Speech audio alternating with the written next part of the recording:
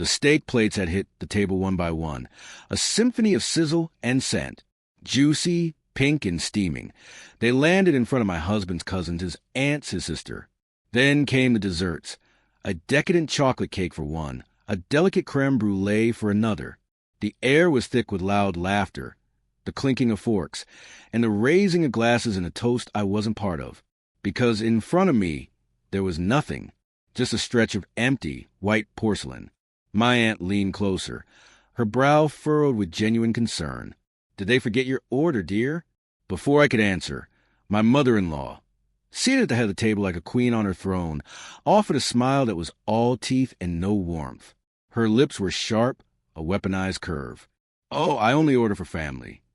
The table stilled. Every fork paused midair.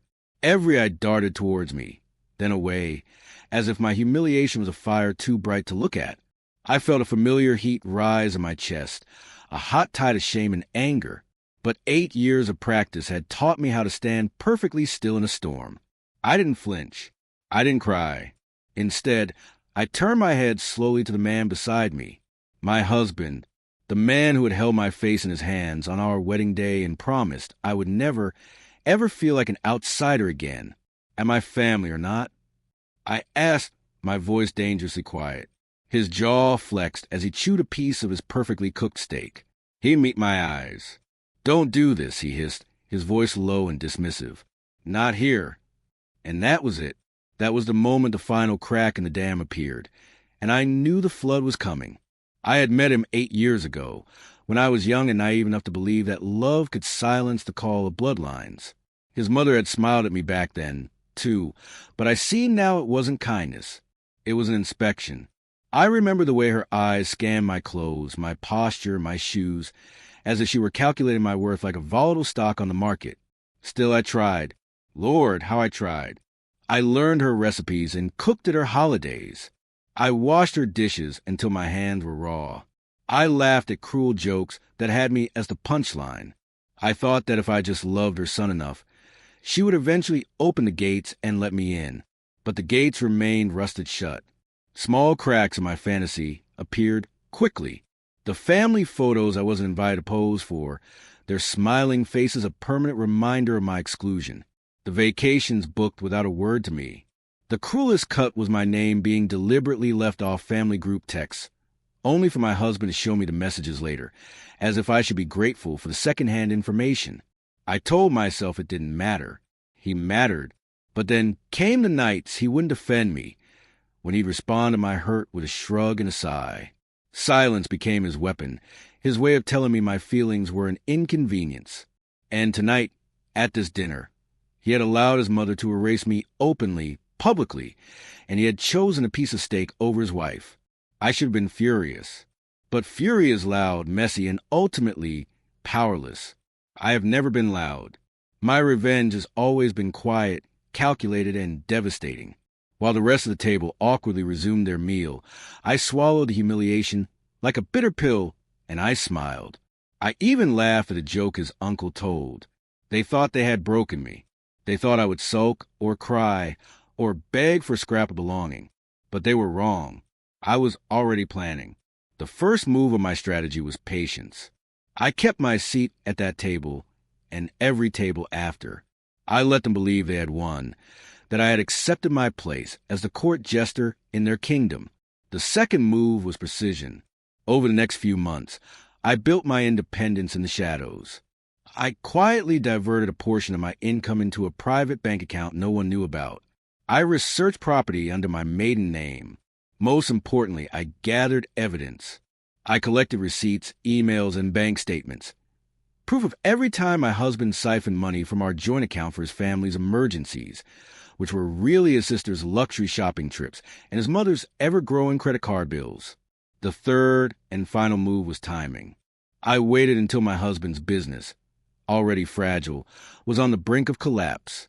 It needed one final, massive investment to stay afloat, $100,000. He came to me one evening, his eyes tired, his voice carefully rehearsed. "It's for us," he said, trying to hold my hand. "For the family." That word, family, cut deeper than his mother's smile ever did. I agreed. I told him I would sign the papers. And I did. But they weren't the papers he thought. It wasn't an investment agreement. It was a divorce petition, filed quietly that very morning. Our assets were frozen. Our bank accounts legally split. I left him standing there, holding nothing but the crushing weight of his debt, his mother's expectations, and a deafening echo of his own silence. The climax didn't happen at a dinner table, but it might as well have been. We sat in a sterile lawyer's office, a long mahogany table between us. He sat across from me, and at his side his mother, still clinging to the illusion of her power. "This isn't fair," she snapped, her voice shrill. "You're ruining him." I leaned forward, my hands folded calmly on the table. I looked past my husband and directly at her. "You ruined him," I said, my voice as clear and cold as ice. "You ruined him when you taught him that loyalty to you mattered more than loyalty to his wife." Her face went pale. For the first time, she was speechless. My husband didn't speak. He couldn't. He just stared at the table because he knew I was right. Now, when I think back to that night, to the empty plate and the mocking laughter, I don't feel anger. I feel clarity. For years, they gave me nothing. Not food, not family, not respect. And in the end, I gave them exactly what they had served me. Nothing. Except this time, it came with consequences. They still eat their meals together, I hear, but they do so without the money, the support, and the silent dignity I once provided. Their little empire control collapsed the moment I stood up and walked away. And me? I eat well. Sometimes alone, yes, but always in peace. My table is my own. My food is my own. My name is my own. The truth is simple. I never needed to be their family. I only needed to remind them what happens when you mistake a woman's silence for weakness. They serve her an empty plate, but in the end, her life is full. If you believe that true strength is often quiet and that justice is a dish best served cold, then make sure to like this video. And so you never miss another story of epic revenge and empowerment, hit that subscribe button and ring the notification bell. Let me know in the comments, was her revenge perfect or did she go too far? Thanks for watching, and I'll see you in the next one.